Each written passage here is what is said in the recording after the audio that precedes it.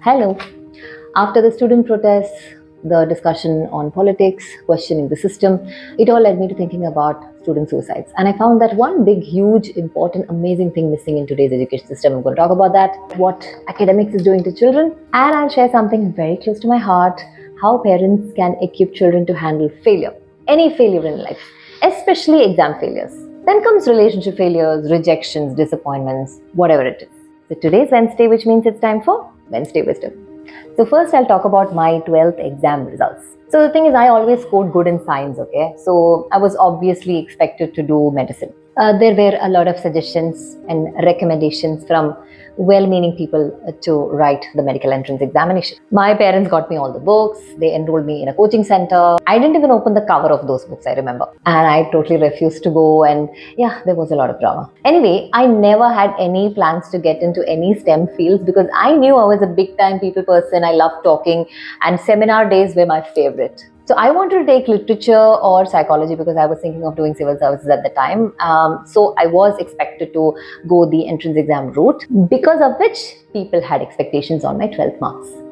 Finally, what happened? I scored much less than what was expected of me, and my mom was crying. My dad didn't talk to me for a couple of days. Friends were calling each other to know scores. I didn't even want to take calls. I remember I went through extreme shame and humiliation. Deep down, something told me this is not a big deal, but the external world did try to make it a big deal. I remember my mom on phone with somebody. ഓ എന്നാ പറയാനാ, കഷ്ടിച്ച് 70%. എന്നാ നന്നായിട്ട് പഠിച്ചോണ്ടിരുന്ന പെണ്ണ, 10th അത്രയും വാങ്ങിച്ച പെണ്ണിന് 12th തന്നെ പറ്റി. ഇവക്ക് എന്തിന്റെ കുറവായിരുന്നു? ഒരു 90% എങ്കിലും വാങ്ങിച്ചുകൂടായിരുന്നു. At that age, I felt the world had ended.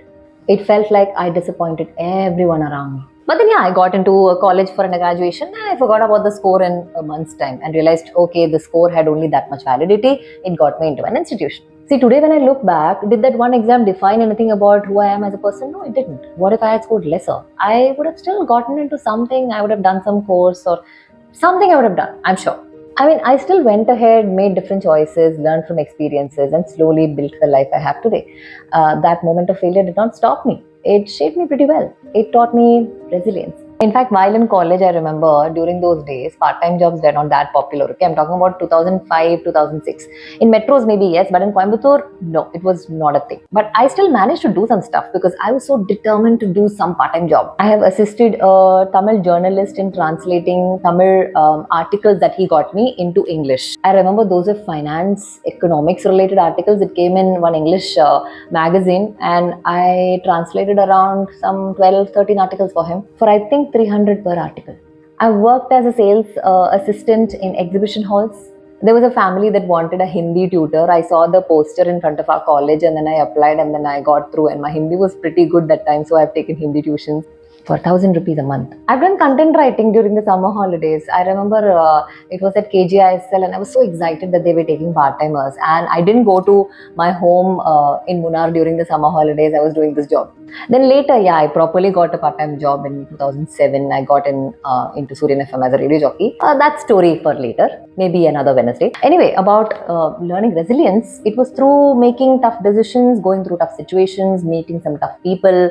All that is what led to learning resilience. That's the point I really want to emphasize. Resilience is not something you can teach through a subject or a classroom lecture.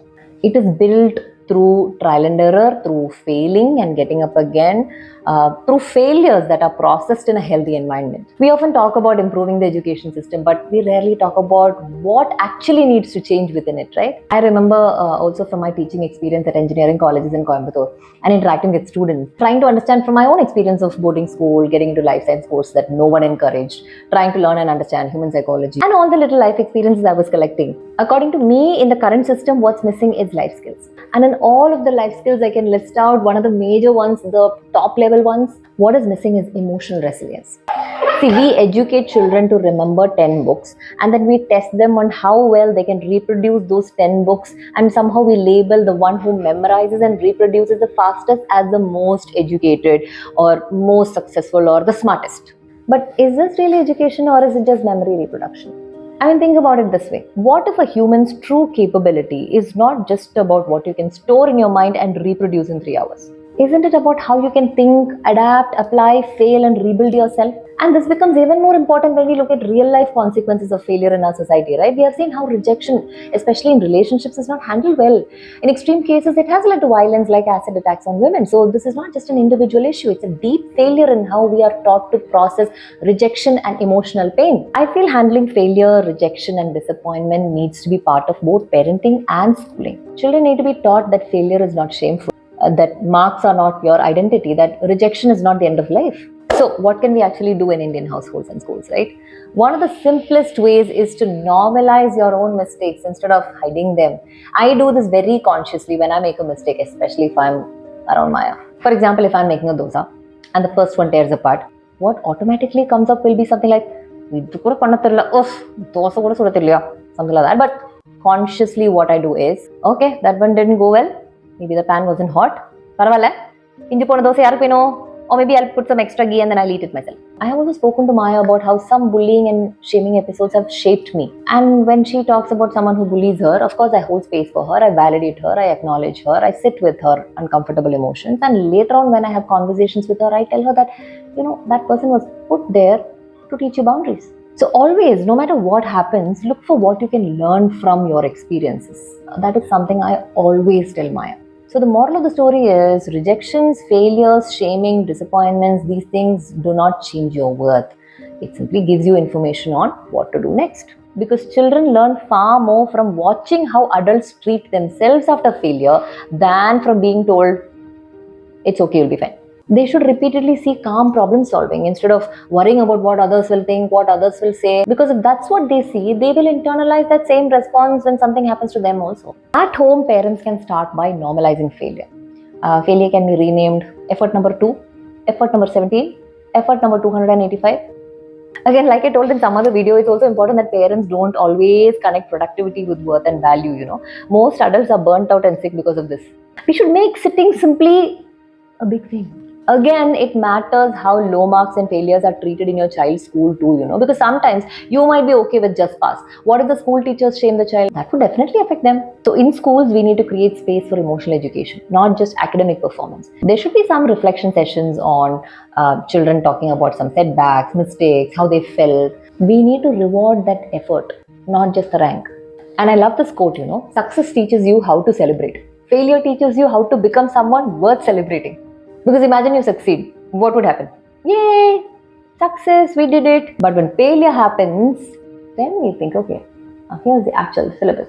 Because failure shows us exactly where your current skill level is, what needs refining, teaches you patience, teaches you discipline, teaches you resilience when you want to give up. It also pushes you to seek feedback, ask for help, and build meaningful relationships with people who can guide you. It also teaches you humility by reminding you that there's always more to learn. It encourages curiosity, helps us create better systems, practice more, it tests our limit. It also discovers strengths sometimes that we never knew we had.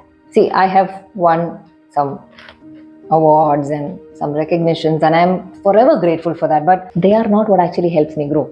Because I feel success and all will be easily forgotten. But the human that you become because of those failures, rejections, disappointments, trolling, shaming, those are the skills that shape you. Because I am nearing 40 and I have realized that life is not testing us on how much we have memorized these answers. And I think one of the reasons exam success becomes so emotionally loaded is not just because children are afraid to fail. It's also because they see how differently society treats people who succeed. The medals, the applause, the social media posts, the praise from relatives, the identity of being a topper or winner. Children naturally want to belong to that group. Fact is, they are not chasing marks. They're chasing acceptance, recognition, and a new identity. So maybe the solution is not just to tell children that failure is okay. I think we need to make failure more visible and more worthy of conversations. Imagine if we celebrated the attempts, the rejected ideas, the practice sessions, the dozens of versions that never make it to the final product. I recently watched a Tamil musician document that. Instead of only posting the finished song, she shared all the different versions she experimented with before arriving at the final one. It was a beautiful reminder that excellence is rarely born in one attempt. It's built through trial, feedback, mistakes, persistence. So I would actually love to see more of this, especially from Gen Z. Post the business idea that didn't work, the interview you didn't crack, the artwork you scrapped, the 100th draft before the final one. All the behind the scenes. Because when we only celebrate outcomes, we accidentally teach children that success is what deserves attention. But when we also celebrate the messy process, we teach them something far more valuable. That growth and effort is what deserves to be celebrated. What do you guys think? I want to know your thoughts. I'll see you next Wednesday.